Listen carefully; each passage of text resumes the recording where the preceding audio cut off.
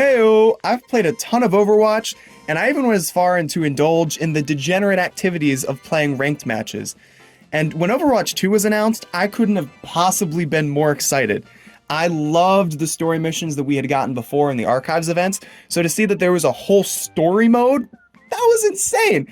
I was incredibly excited. Plus, there would be an infinitely replayable hero mastery mode, all new maps and modes, a bunch of new changes and improvements, like with a whole new graphics system. I could not wait until the game was finally released.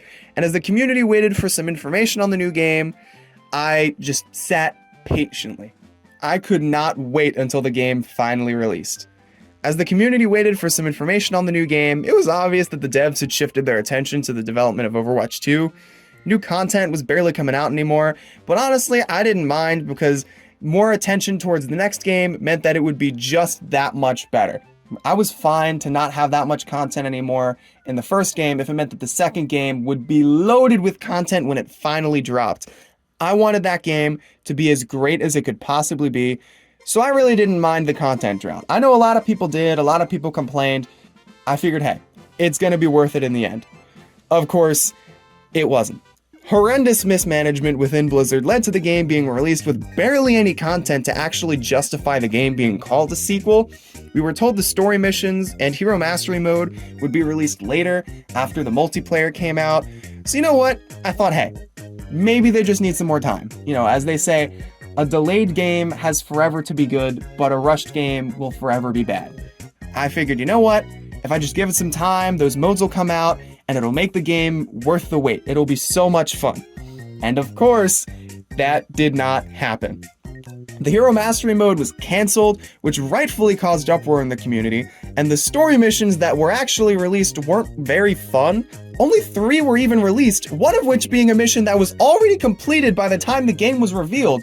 They had a demo available at BlizzCon 2019 when the game was first announced, and one of the story missions was playable, meaning really only 2 missions were actually developed after the announcement. Heck, maybe some of them were even ready at the time. I don't know, but it was clear that the stuff that they had released really wasn't baked that much. It was already done. A lot of the content that they had promised really hadn't been worked on. The only stuff that was readily available was the stuff that was made by the time the game was announced. So what happened? Well, honestly, I don't work at Blizzard. Big surprise. So I have no clue. But from what I've heard, it sounds like there was a big bet placed on the Overwatch League, so management wanted a shift towards more of a multiplayer focus rather than having single player or PvE. And while that's great, I loved the Overwatch League. The Overwatch League doesn't exist anymore. It's gone. So a lot of that bet ended up failing. It just wasn't worth it. And I know hindsight's 2020, but still, the story missions were the most exciting part about this game. It's honestly what I think was the main reason to justify making a sequel. All of these new modes, new maps, new characters, they could have simply been added in as an update and just been part of the first game. They really didn't have to release a sequel with the new characters, maps, and modes. But the story missions, that's what made the game unique. The Hero Mastery mode, that's what made the game unique. This push for more PvE content is what made Overwatch 2 truly feel like a sequel. But without it, was it really a sequel? So hey, what did we actually get? When the game first released, it came out with a few new heroes, a new mode, and some new maps. And it was hard to be excited though, because a lot of the magic that made the game fun in the first place was gone. Part of what made the game so fun is that you could play any hero you wanted and you could still be just as meaningful to your team as all of your other teammates. But now the game just wasn't balanced at all, and I know there were some issues with balance towards the end of the first game, but you'd figure that with the release of a whole new entry in the series, they'd take the time to fix the balance issues and to try to make the game more balanced. That was one of the main appeals of the first game at launch. But no, they didn't do anything to the balance, and if anything, they probably made it worse. Since heroes have been locked behind a paywall when they're first released, that means that the game was essentially pay to win because all the new heroes were overpowered. Even still, when a new hero releases, they're typically insanely overpowered, don't really have any counters, and can just steamroll everyone else. And since they're locked behind a paywall like the Battle Pass, Only people that are willing to shell out money will get that advantage. And although Blizzard has said that they're working to make these heroes free at launch, it's too little too late. That shouldn't have been an issue in the first place. Another big issue I have is with the pricing of the game. The game shifted to free-to-play with the release of Overwatch 2, which I was really excited about at first. All my friends that had never played Overwatch before or had never bought it before can actually play it with me. And with crossplay, I could play with more friends than I could before. What could possibly go wrong, you might ask?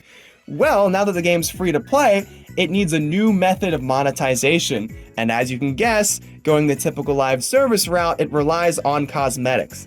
The cosmetics are egregiously priced. I don't usually buy cosmetics or in-game currency for live services, but still, even if I did, there is no way in a million years that I would be buying it for Overwatch 2. First of all, the skins aren't really that worth it in the first place. It's a first-person game, and although there are some characters where you can see third person, you're not going to be seeing your skin if you're in first-person mode. I never really understood that.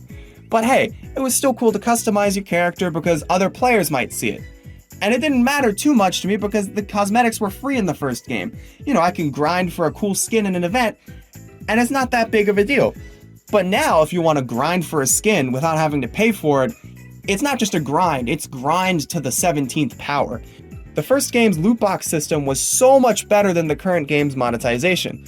Most loot box systems are annoying and unfair, but in Overwatch 1, they were actually decent. They were exclusively for cosmetics, and even if you didn't get the skin you wanted, you could still get currency that could be spent on any skin you wanted.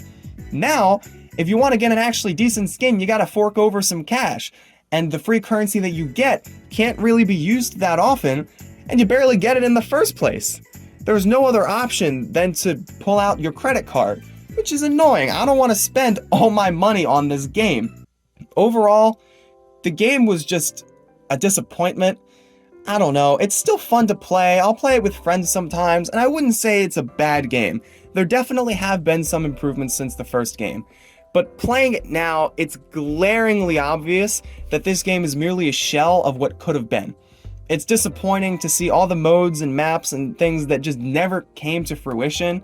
The whole story missions, the whole hero mastery mode, so much of what made this game so exciting just isn't there anymore. And when I play Overwatch 2, I just can't help but feel disappointed, and I can't help but think about what could have been.